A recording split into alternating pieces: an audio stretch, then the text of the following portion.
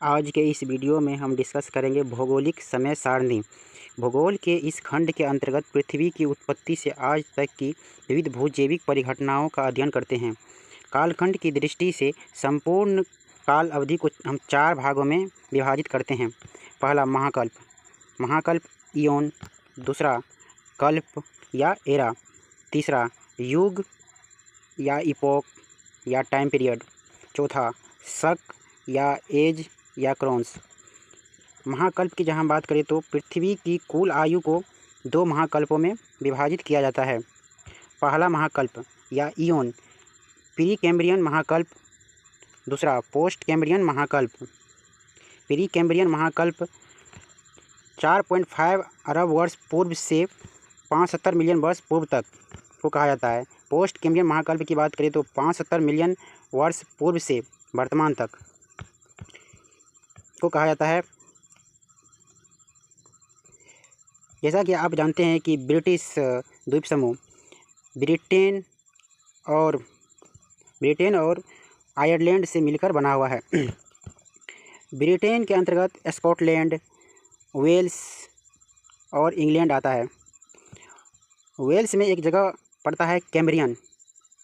और पृथ्वी की चट्टान का जब अध्ययन किया गया उस समय पहली चट्टान कैम्ब्रियन से लिया गया और उस चट्टान की आयु 570 मिलियन वर्ष पूर्व मिला। उसी 570 को हम आधार बनाकर चट्टान का अध्ययन स्टार्ट किए और 570 मिलियन वर्ष से पहले की चट्टान को प्री कैम्ब्रियन महाकल्प कहा जाता है और 570 मिलियन वर्ष के बाद की चट्टान को पोस्ट कैम्ब्रियन महाकल्प कहा जाता है। महाकल्पों को हम निम्नलिखित कल्पों में विभाजित करते हैं। प्री कैम्ब्रियन एयोन, इसको 3 भागों में बांटा गया है। Azoic, Archaeozoic, प्रोटेरियोजोइक।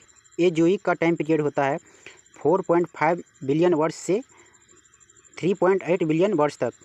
आर्कियोजोइक का टाइम पीरियड होता है 3.8 बिलियन वर्ष पूर्व से 2.5 बिलियन वर्ष पूर्व तक। प्रोटेरियोजोइक का टाइम पीरियड होता है 2.5 बिलियन से 75 मिलियन तक। आगे बात करें पोस्ट कैम्ब्रियन एयोन की तो इसे फेनेरोजोइक भी कहा जाता है। इसको 4 भागों में बांटा जाता है। Paleozoic, Mesozoic, Cenozoic, Neozoic. Paleozoic का टाइम पीरियड 570 मिलियन से 270 मिलियन तक होता है। मेसेजोइक 220 मिलियन वर्ष पूर्व से 72 मिलियन वर्ष पूर्व तक होता है। सेनोजोइक 72 मिलियन वर्ष से पूर्व से 11 मिलियन वर्ष पूर्व तक। और नियोजोइक की बात करें तो 11 मिलियन वर्ष पूर्व से अब तक कहा जाता है। एजोइक एरा, यह पृथ्वी की उत्पत्ति की आरंभिक अवस्था है। एजोइक एरा पृथ्वी की उत्पत्ति की आरंभिक अवस्था है जिसमें पृथ्वी की सतह अत्यधिक गर्म थी, अतः पृथ्वी पर किसी भी प्रकार का जीवन नहीं था। मतलब एजोइक एरा में पृथ्वी पर किसी प्रकार का जीवन नहीं था। इस कालखंड में आरंभिक वायुमंडल निर्मित तो हुआ था परंतु केवल कार्बनिक एवं नाइट्रोजनिक गैसें ही थी, जल का पूर्णतः अभाव था। इसका समय काल 4.5 मिलियन से 3.5 बिलियन वर्ष पूर्व तक था। आर्कियोजोइक एरा, इसका समय काल 3.8 बिलियन से 2.1 बिलियन वर्ष पूर्व तक था। इस काल अवधि में अत्यधिक मात्रा में ज्वालामुखीय विस्फोट से वायुमंडल की सघनता बढ़ी, जिसमें विभिन्न गैसों के अलावा 80 से 90% मात्रा जलवाष्प की थी। ज्वालामुखीय से प्राप्त मैग्मा के जमाव से प्राचीनतम सील्ड या पठार का निर्माण हुआ। वायुमंडल की जलवाष्प संघनित होकर सघन बादलों का निर्माण करती है। वायुमंडल की जलवाष्प संघनित होकर सघन बादलों का निर्माण करती है, जिनके द्वारा लाखों वर्षों तक की गई वर्षा से पहली बार जल अस्तित्व में आया। एक ऐसा भी मत है कि पृथ्वी से इस कालखंड में एक विशाल जलीय उल्कापिंड टकराया था, जिससे बड़े बड़े सागर महासागर अस्तित्व में आया। वर्षा जल में धरातल के लवण घुलकर सागरीय जल को लवणीय बना दिया। लवण युक्त गर्म सागरीय जल जिसमें वर्षा जल से प्राप्त अमीनो अम्ल प्रोटीन के रूप में मिश्रित हो गए। ऐसे गर्म लवण एवं प्रोटीन युक्त जल को प्रोटीन सूप कहा जाता है। इस प्रोटीन सूप में आज से लगभग 3.6 अरब वर्ष पूर्व पृथ्वी का प्रथम जीव अस्तित्व में आया, जिसे साइनो या आर्की बैक्टीरिया कहा जाता है। यह जीव ही विकसित होकर कालांतर में मांस, लाइकेन, शैवाल, कवक, प्रोटोजोआ आदि के रूप में विकसित होता चला गया। आरंभिक वायुमंडल में ऑक्सीजन लगभग अनुपस्थित था, जिसकी आपूर्ति दो प्रक्रियाओं से हुई। पहला, जल वाष्प पर परावैंगनिक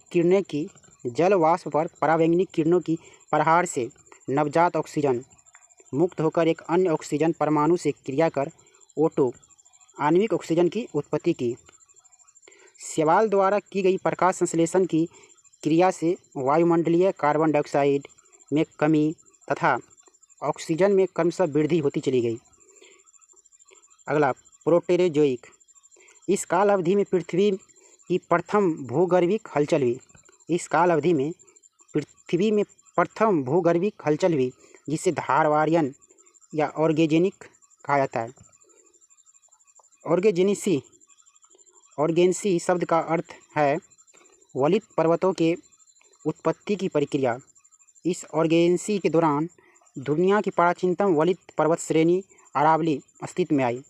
मतलब प्रोटेरोजोइक पीरियड में अरावली अस्तित्व में आई। इसी काल अवधि में प्रोटोजोआ, कवक, स्पंज आदि का सर्वाधिक विकास सागरीय जल क्षेत्र में हुआ। इस कल्प की समाप्ति से पूर्व ही भारत की सतपुड़ा एवं पूर्वी घाट पर्वत श्रेणी का अस्तित्व में आई। मतलब प्रोटेरोजोइक कालखंड में की समाप्ति से पहले ही भारत की सतपुड़ा एवं पूर्वी घाट श्रेणी अस्तित्व में आई। नेक्स्ट पोस्ट कैम्ब्रियन या फेनेरोजोइक एयोन 570 मिलियन वर्ष पूर्व से अब तक। इसे 4 कल्पों में विभाजित किया करते हैं। पोस्ट कैम्ब्रियन को हम या फेनेरोजोइक एयोन को हम 4 कल्पों में विभाजित करते हैं। पहला, पैलियोजोइक एरा। पैलियोजोइक एरा के अंतर्गत 570 मिलियन वर्ष पूर्व से 220 मिलियन वर्ष पूर्व तक का अध्ययन किया जाता है। इसे हम पैलियोजोइक एरा को हम 6 युग में विभाजित करते हैं। Cambrian epoch, Ordovician epoch, Silurian epoch, Devonian epoch, Carboniferous, Permian. Cambrian epoch का टाइम पीरियड 570 मिलियन वर्ष पूर्व से 500 मिलियन वर्ष पूर्व तक होता है। ऑर्डोविशियन का 570 मिलियन वर्ष पूर्व से 445 मिलियन वर्ष पूर्व तक। सिल्यूरियन 445 मिलियन वर्ष पूर्व से 400 मिलियन वर्ष पूर्व तक। डिवोनियन 400 मिलियन वर्ष पूर्व से 350 मिलियन वर्ष पूर्व तक। कार्बोनिफेरस 350 मिलियन वर्ष पूर्व से 270 मिलियन वर्ष पूर्व तक। पर्मियन 270 मिलियन वर्ष पूर्व से 220 मिलियन वर्ष पूर्व। कैम्ब्रियन इस काल अवधि में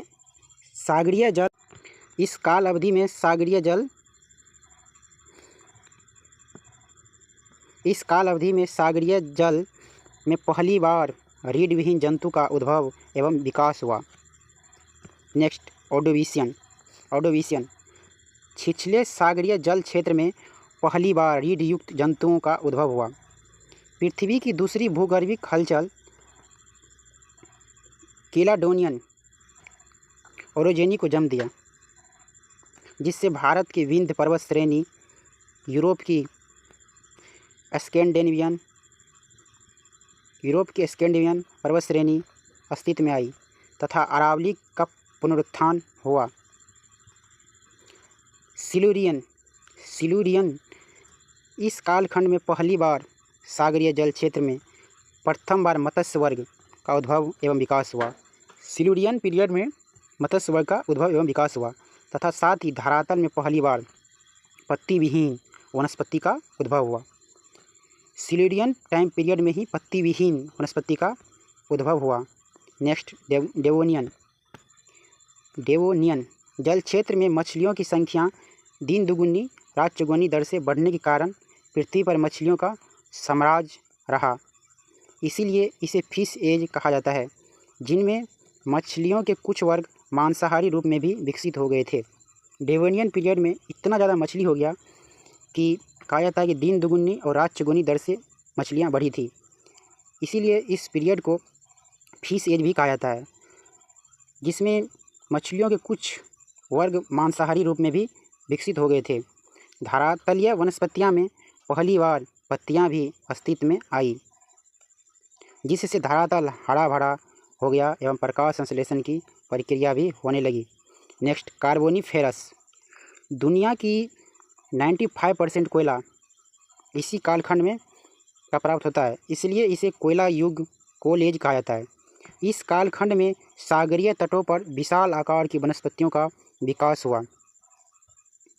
इसी कालखंड में पहली बार उभयचर वर्ग का उद्भव एवं विकास हुआ। जमीन पर सरकने वाला प्रथम सरीसृप वर्ग इसी कालखंड में अस्तित्व में आया। इस काल अवधि में भी हजारों वर्षों की निरंतर वर्षा ने पृथ्वी के औसत तापमान को घटाया, जिसे कार्बोनिफेरस हिमयुग के नाम से जाना जाता है।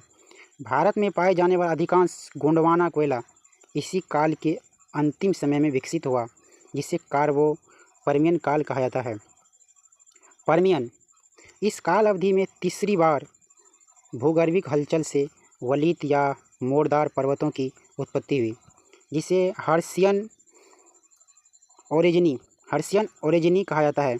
इस ओरिजिनी के दौरान उत्तर अमेरिका के अफलेशियन, यूरोप की यूराल, ऑस्ट्रेलिया के ग्रेट डिवाइडिंग रेंज जैसी वलित पर्वत श्रेणी का उद्भव एवं विकास हुआ। भारत के संदर्भ में कार्बोनिफेरस की समाप्ति एवं पर्मियन के आरंभ को गोंडवाना कोल एज कहा जाता है, जिसमें भारत का लगभग 90% कोयला भंडार मिलता है। सरीसृप वर्गों से डायनासोर के पूर्वजों का उद्भव आरंभ हुआ। नेक्स्ट, मेसोजोइक मध्यजीवी कल्प। इस कालखंड की अवधि 220 मिलियन वर्ष पूर्व से 72 मिलियन वर्ष पूर्व तक थी। इसे द्वितीयक समय अवधि सेकेंडरी टाइम पीरियड तथा सरीसृप वर्गों का युग भी कहा जाता है। इस काल अवधि में जल, स्थल एवं वायु तीनों में विचरण करने वाले जीवों का उद्भव एवं विकास हुआ। मेसोजोइक कल्प में जल, स्थल एवं वायु तीनों विचरण करने वाले जीवों का उद्भव एवं विकास हुआ। इस काल को हम निम्न युगों में वर्गीकृत करते हैं। मेसोजोइको Triassic epoch, Jurassic epoch, Cretaceous epoch. Triassic epoch 220 million वर्ष से 180 मिलियन वर्ष पूर्व तक। जुरेसिक इपॉक 180 मिलियन वर्ष से 120 मिलियन वर्ष पूर्व तक। क्रेटेशियस इपॉक 120 मिलियन वर्ष से 72 मिलियन वर्ष पूर्व तक। ट्राइसिक इस कालखंड में पृथ्वी में पहली बार उद्भव तथा पृथ्वी सतह पर सर्वाधिक मात्रा में फास्फेट तथा कैल्शियम युक्त चट्टान का जमाव निक्षेपण हुआ। जुरेसिक इसे एज ऑफ डायनासोर का युग कहा जाता है, क्योंकि पृथ्वी में इन्हीं का साम्राज्य था। जुरेसिक टाइम पीरियड में डायनासोर का पृथ्वी पर साम्राज्य था। कार्बोनिफेरस कालखंड में निर्मित पेंजिया का विखंडन आरंभ हो गया, जिसे महाद्वीपीय विस्थापन कहते हैं। इसी कालखंड में स्थलीय वनस्पतियाँ में पहली बार पुष्प फूल खिल उठे, अर्थात परागण की क्रिया आरंभ हुई। इसी कालखंड में आकाश में विचरण करने वाले पक्षी वर्ग का उद्भव एवं विकास हुआ।